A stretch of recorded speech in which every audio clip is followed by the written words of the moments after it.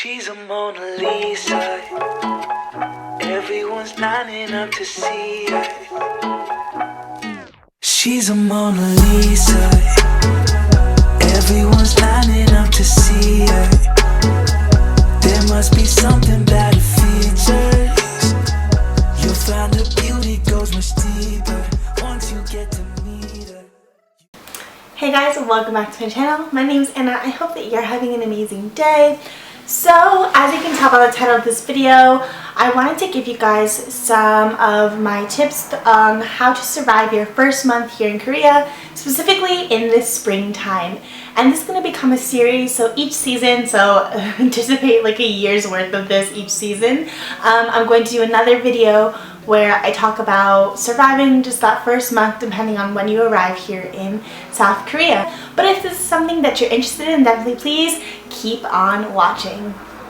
Okay, so the first thing that I wanted to start with is essentially clothing. What should you pack for your first month? So in terms of what you should pack, definitely think layers. Same as anywhere else in the world for the springtime. Spring tends to be pretty moderate, and I would say that it starts warming up maybe, I want to say middle of March to around now is when it's really starting to feel like spring. So we're in like the third week of April. So April is when it starts warming up quite a bit. So right now on average in Fahrenheit it's roughly about like later 60s, so 65 and up towards the warmest part of the day. And then in the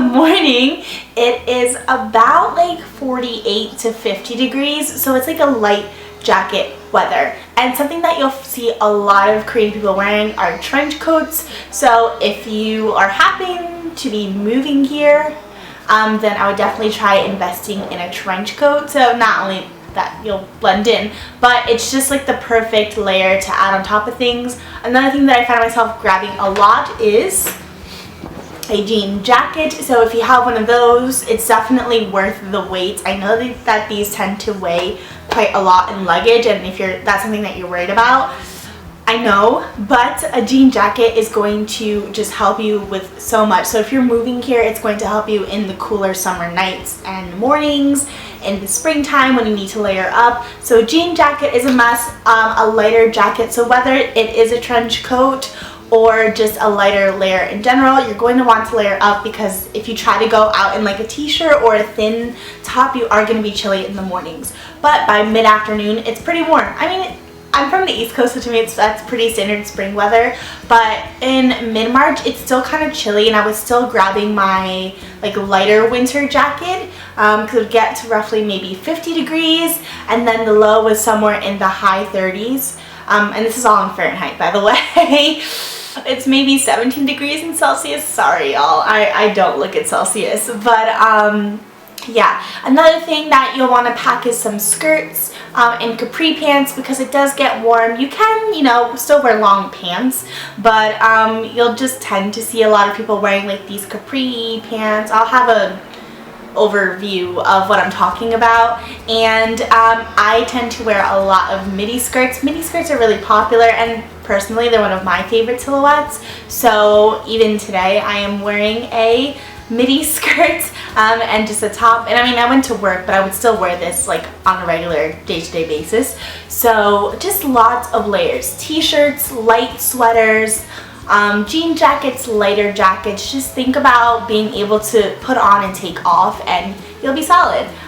In terms of footwear, sneakers. I'm probably going to say sneakers for almost every single video. Anything flat. Korea is a walking country, and you're going to show up thinking there are sidewalks. No, my love, there are no sidewalks here. Okay, I'm lying. There are some sidewalks, but for the majority of the side streets, especially in more suburban areas like here in Daejeon, or even in Seoul, there still are plenty of streets that don't have proper sidewalks. So you're going to be walking on the street with no, like, I mean, some parts are paved, sometimes they're not. So bring heels at your own, like, will, but I'm telling you, you want flat walking shoes. You're walking everywhere. You'll see Koreans wearing the most bomb amazing outfit on top, and then their feet, they're wearing dirty old track shoes or even slippers. Like, yeah, like shoes are a thing here, but not really. It's all about comfort. So make sure you pack walking shoes. Okay, so that's it for clothes. Now let's move on to something that I think everyone really needs to like focus in on, which is skincare, but also just like air care. Whew. Okay, so April and late March is kind of what I want to touch upon. So if you know anything about Korea, then you know fine dust pollution is a big deal here, and it's just getting worse and worse as the years go on. Where it's from, China, Korea, mixture of the two. I'm not really here to say it's a pretty political issue, but what I will say is that you want to take care and make sure that you are looking at the air quality. And there are two apps. Let me grab my phone. Okay. So the app that I personally use is called Mise, which is an air app. It's all in Korean though. However, I will say that like there are graphics that pretty much break down like how the air is going to be. Black mask, you're gonna die, so don't go outside. And right now our air is a beautiful blue, which means that it's really good. So I have my window open. Days like this are when you want to go out for a jog, for a walk. You want to be outside because the air is not its best in the springtime. Why? I don't know. I will say that because it tends to rain more, it does get cleared out, but when the days are bad, the days are bad. And April is known to be like the worst month for misemonji, which is the fine dust. So with that in mind, so you want to have that app on your phone, but you also want to have an air mask. Air mask, face mask, dust mask, whatever. So there are reusable options out there that are eco-friendly that you can buy in the States, online, or I personally haven't seen them in store, but I also will say I haven't been specifically looking for them in store. Just pick these up in the convenience stores, Olive Young, pretty much any store, Daiso, supermarkets, the airport, they're gonna have these masks. But I want to point out something that you want to look for, which is the number. So I don't know if you guys can see, but there is a number here, and it is KF94. So the closer to 100 you are, the closer to like 100% of the fine dust is getting filtered through the mask. Now, K94 is pretty much the top that you're going to see in most stores, unless you are buying like a Vogue mask, which is a reusable one. Then I think that's 98%, but I've yet to find the 98% like kind of one-time use-ish mask. And so yeah, so look at the number at the bottom. Don't buy those cotton ones. They're not meant to filter fine dust. They're cute, they're fashionable, but they're not going to save your lungs. And don't mess around with this fine dust, especially if you have lung issues, because it's basically like smoking all the bad stuff of a cigarette consistently all day long. You don't want that. So mask, I mean, they're pretty easy to use. You can bend this part so that way it molds to your face, and you want it to be as tight as possible, and it just goes on like this. They're not fun to wear, I will admit. They make you feel super suffocated and your makeup gets on it, but I mean, you don't want to die. But in the vein of misemonji, I also want to point out that you want to take extra care of your skin when you're arriving here. So if you're moving here, pick up some skincare. There are plenty of line salons that are really honing in on misemonji,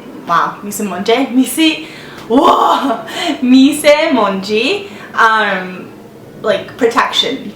So for example, I picked up this anti-dust calming mask, and it's from Mediheal, and it was only about 1,500 won, which is $1.50 roughly for Americans. And this mask, it's meant to like help calm your skin after the dust, because the dust does cling to your skin. So you want to make sure that you're double cleansing, oil cleansing, then foam cleansing, and really making sure you're cleaning your skin and you are showering, especially on like bad dust days, because it clings to you and your clothes. So please make sure that you're taking care, like I want to stress this, please make sure you're checking the air and that you're taking care of yourself, okay? Okay, cool. Okay, so in the vein of like skincare, find us as well, I want to talk about like proper skincare. So whether you're here visiting or you're here for a month or long term, invest in proper skincare such as sunblock and sun cream and all of that, because the sun really does come out quite heavily. I've noticed it feels almost like early summer sun, which I don't know if that makes sense to you guys, but it's just like this feeling of like the sun's rays. It feels like it's closer, and I don't know if just summer comes sooner here or what, but I find myself really making sure I'm slathering on the sunblock, and it's not like a color thing, it's like just a sun safety thing. So make sure that you are bringing your sunblock, buying that sunscreen and putting it on, especially in the mornings and when you know you're going to be outside for long term. And also make sure that you are really moisturizing your skin, especially if you're coming here in like late March-ish, because of that turn of the weather time. I know skin tends to dry out quite a bit, and the water is kind of harsh here. If you're not from an area that has hard water, then your skin's definitely going to react, and there are plenty of people who have recently moved here that I know that have struggled with their skin because of the water quality and the fine dust, like just the double exposure to all this stuff that their skin isn't used to, really has been breaking them out and just making their skin very fragile and dry and patchy. So really make sure you're moisturizing that skin, you know, just take care of your bodies, guys. So we talked about clothing and weather and springtime, but fun things that you maybe want to make sure that you're keeping an eye out for are definitely cherry blossoms. So cherry blossom season is like maybe a 1 to 2 week time span, and the blossoms start south and move up. So Seoul is usually like the last place to kind of have the cherry blossoms blossom, and then Busan, Jeju is roughly where they start. So definitely look online whenever you're arriving, like in late, I want to say like early April to maybe a week ago, so like mid-April is like roughly around the season for cherry blossoms. I think they started early this year actually, so you'll hear all about it when you're arriving, and it's like around that late March to early April time span, because it's definitely something that you don't want to miss. It's beautiful, it's like you're living in an anime, and it's just something really fun to do that gets you outside and really experiencing just a part of modern Korean culture, I feel like, and just exploring the area that you're in, that you're living in, and it gives you a reason to just kind of connect with other people. I want to say late April, there in Daegu, there is a lantern festival. So you know, like the whole Rapunzel, the light stuff, words, the light stuff. Yeah, they do have a lantern festival in Daegu. Late April, I want to say it's next weekend, so April 28th. So if you happen to be in Korea now, or you're going to be in Korea around that time, definitely, you know, something to check out, and it gets you outside of Seoul, because I know everyone's so jazzed and pumped about Seoul, and Seoul is an amazing place, but Korea is filled with so many amazing cities and towns and places to visit and see that are outside of Seoul, that I, you know, just want to throw a little plug in there. But yeah, there's just a couple of things that you maybe want to go outside and see and do within your first month of arriving, if you're arriving around this time in the spring. In terms of like food, I guess watermelons are coming out. Watermelons are coming out. Obviously lots of cherry blossom stuff. Oh, actually, I can show you one. So I picked these up, but it's for another video. It's like a foreigner's try convenience food stuff. So I haven't bitten into these, but these are the special edition Pocky. There's also cherry blossom pepero. Truthfully, they both taste the same, so it's just whether you want the Japanese or the Korean version. But cherry blossom stuff is everywhere. Green tea is also popping up. Baskin Robbins also has a strawberry and avocado ice cream, which I don't know if that's seasonal, but around this time is also when all these like cherry blossom stuff is coming out, and truthfully, because I haven't tried these, I can't give you a full review on what they taste like because I want to save it. But from what I hear, cherry blossom tastes like perfume, so it's something worth trying, I guess, because we don't really have cherry blossom flavored things in America, or in North America in general. I feel like it's a very like Asian, East Asian thing to like make these like flower flavored snacks, I guess. But obviously pick those up if you want to give yourself a little taste of cherry blossoms, and there'll be cherry blossom lattes and teas and stuff like that throughout Starbucks, any coffee shop pretty much, and cakes and just lots of cherry blossoms, everything. So yeah, that's pretty much my spring survival guide. Make sure you're checking the air, make sure you're packing layers, t-shirts, light sweaters, all that jazz. Moisturize that skin and bring walking shoes, and that's pretty much the spring. I mean, it's like any other spring, I feel like, in North America, just, you know, with fine dust added in there. Like instead of Tinkerbell's like fairy dust, it's fine dust. So there's that. But yeah, so I hope that you enjoyed. I hope that this was helpful in some type of way, and I really do want to kind of keep this series going. So yeah, thank you so much for watching. I hope this was helpful, and leave a comment down below letting me know what you were shocked to hear, or that you were not shocked to hear, and what you'd like to see next from me. It means so much.